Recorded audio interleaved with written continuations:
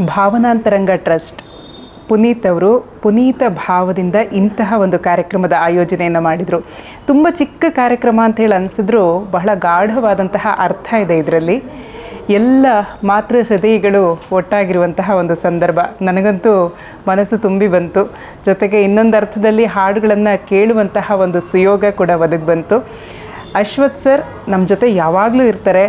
ಅವರ ಹಾಡುಗಳು ಇರೋ ತನಕ, ನಾವಿರೋ ತನಕ ಯಾವಾಗಲೂ ಶಾಶ್ವತವಾಗಿರ್ತಾರೆ. ಹಾಗಾಗಿ ಅವರಿಗೆ ನಾನು, ಅವರ ಕುಟುಂಬದವರಿಗೆ ಯಾವಾಗಲೂ ಚಿರಋಣಿ.